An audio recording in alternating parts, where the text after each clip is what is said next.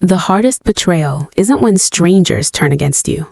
It's when your own family smiles at your face while quietly taking away everything your parents left behind. I learned that lesson on an ordinary Tuesday morning. I had just finished another 12-hour shift working overseas. For 3 years, I had been saving every paycheck, believing I was protecting the small piece of land my late father had left me.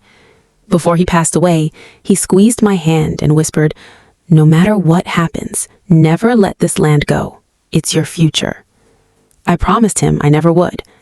That promise stayed with me every single day. Since I was away for work, my older brother Daniel and my Aunt Linda often told me not to worry.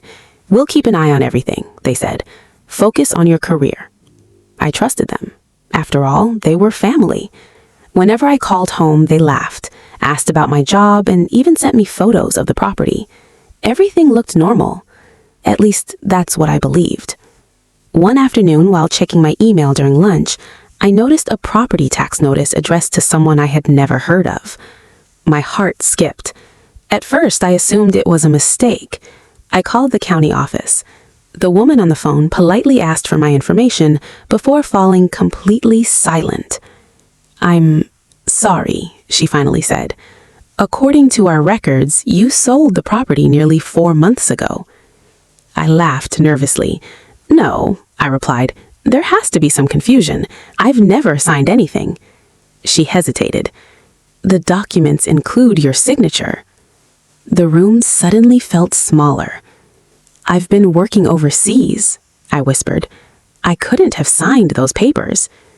She apologized again before telling me copies of the documents could be emailed immediately. 5 minutes later, I opened the file. There it was. My name. My signature. Except it wasn't mine. Someone had practiced it carefully enough to fool almost anyone, but I knew every curve of my own handwriting. Someone had forged it. My hands were shaking so badly I could barely hold my phone. I immediately called Daniel. He answered with his usual cheerful voice. "Hey, little sis." I asked one simple question. Why was my land sold? The silence that followed told me everything. But what my family didn't know was that before making that phone call, I had already made another one.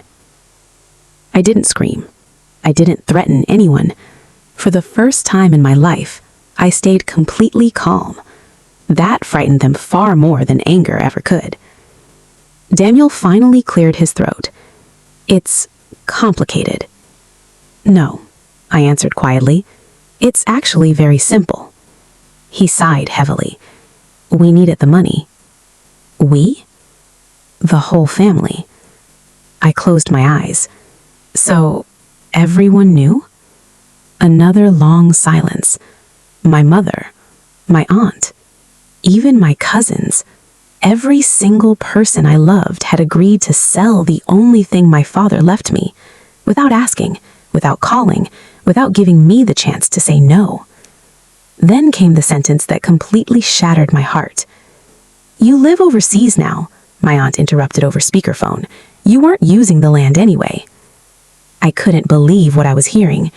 "It wasn't yours to sell." "We're family," she replied coldly. "Families make decisions together." "No," I whispered. "Families protect each other." They had already spent most of the money. Some paid off debts, others bought new cars. Daniel even admitted he had renovated his kitchen, all funded by something that legally belonged to me. That's when I remembered something important. Months earlier, while updating legal documents for work, an attorney advised me to keep detailed ownership records and copies of every title. I still had everything. Every deed, every payment receipt, every signature sample. Instead of arguing, I thanked my brother for being honest. He sounded relieved. He thought I had accepted everything. He was wrong. Within the hour, I contacted a federal property fraud investigator recommended by my attorney. I emailed every document I owned. The investigator carefully reviewed everything before saying something I'll never forget. This wasn't just a family disagreement. He paused. "This appears to be organized document fraud." My stomach turned. The investigation moved quickly. Bank transfers, notary records, digital timestamps, security camera footage from the title office. Little by little, every lie started falling apart. The signature wasn't the only forgery. Someone had also submitted false identity documents pretending to be me. Until everything changed. The investigator called me one Friday afternoon. "We're ready." I flew home the following week. Not because I wanted revenge. I wanted the truth. Walking into the investigator's office, I saw my family sitting together for the first time in years. No one smiled. No one made excuses. Stacks of documents covered the conference table. The investigator calmly explained everything: the forged signature, the fake identity documents, the financial transfers, even phone records showing everyone discussing the sale before it happened. Every secret conversation left a trail. My brother couldn't even look at me. My mother quietly cried into a tissue. For years, I imagined this moment would make me feel victorious. Instead, I only felt sad. Not because they were finally facing consequences, but because greed had destroyed people I once admired. My aunt finally broke the silence. "We never thought it would go this far." I looked directly at her. "It went this far the moment you signed my name." The property sale was declared invalid. The remaining funds were recovered. The buyers were compensated through legal channels. Ownership of my father's land was restored to me. Several family members faced serious legal consequences for the fraudulent paperwork, while others were required to repay the money they had received. Weeks later, Daniel asked to meet me one last time. I was desperate. "I know. I never wanted to hurt you, but you still chose to."